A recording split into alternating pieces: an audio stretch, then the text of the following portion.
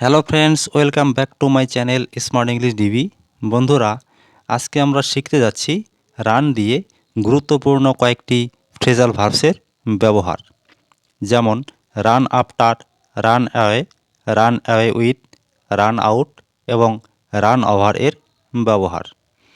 এগুলোর প্রয়োজনীয় ব্যবহার শিখুন এবং চ্যানেলে নতুন হলে সাবস্ক্রাইব করুন। Let's get started. Run after মানে পিছু ধাওয়া করা বা তাড়া করা। রান আফটার, যেমন তারা চোরটাকে পিছু ধাওয়া করলো বা তারা চোরটাকে তাড়া করলো। তাহলে বাক্য হবে they ran after the thief. বাক্যটি যেহেতু পাস্ট টেন্সে আছে সেজন্য রানের পাস্ট ফর্ম র্যান হবে। They ran after the thief. Police অপরাধীদেরকে ধাওয়া করলো। The police ran after the culprits. The police ran after the culprits. এরপর বাঘটি হরিণটিকে বনের মধ্যে তাড়া করছে। প্রেজেন্ট কন্টিনিউয়াস বাক্য এটা। The tiger is running after the deer in the forest. The tiger is running after the deer in the forest. বাঘটি হরিণটিকে বনের মধ্যে তাড়া করছে। তাহলে রান আফটার দিয়ে বাক্য হবে এই ধরনের। এরপর রান অ্যাওয়ে মানে পালিয়ে যাওয়া।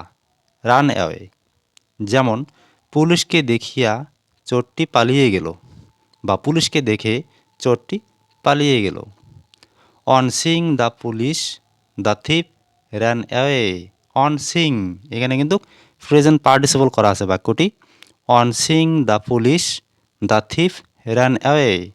পুলিশকে দেখিয়া চোরটি পালিয়ে গেল। তিনি ভয়ে পালিয়ে গেছেন।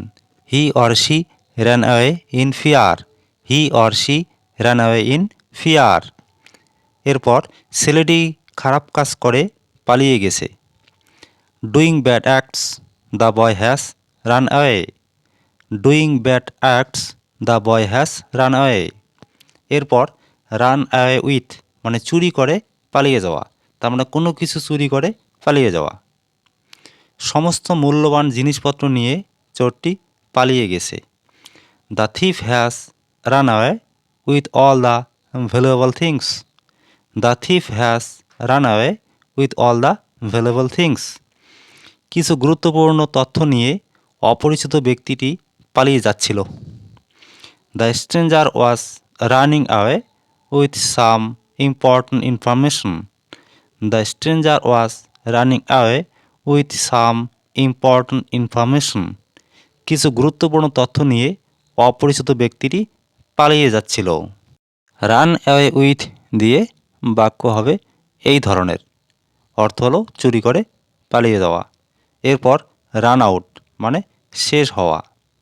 দেখো বাক্য, সময় শেষ হচ্ছে। Time is running out.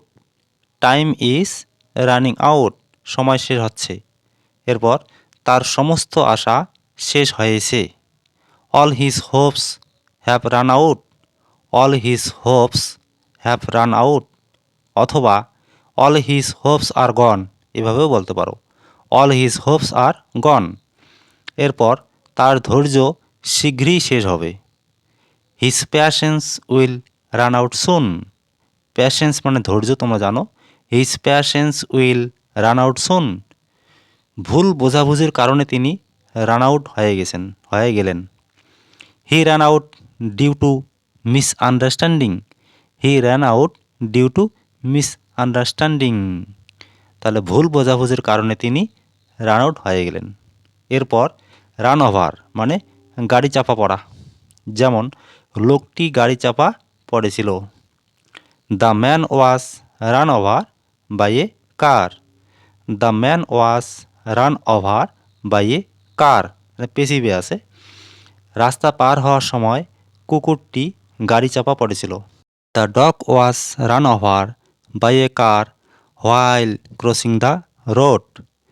The dog was run over by a car while crossing the road. রাস্তা পার হওয়ার সময় কুকুরটি গাড়ি চাপা পড়েছিল। তাহলে রান ওভার দিয়ে বাক্য হবে এই ধরনের, বা রান ওভারের ব্যবহার হবে এই ধরনের। তাহলে বন্ধুরা, রান দিয়ে যে গুরুত্বপূর্ণ ফ্রেজাল ভার্বগুলোর ব্যবহার এখানে আলোচনা করা হয়েছে সেগুলো তোমরা আশা করি সহজেই বুঝতে পেরেছো। আর ভিডিওটি যদি ভালো লেগে থাকে তাহলে লাইক, শেয়ার, কমেন্ট এবং চ্যানেলে নতুন হলে চ্যানেলটি সাবস্ক্রাইব করুন। Thanks for watching.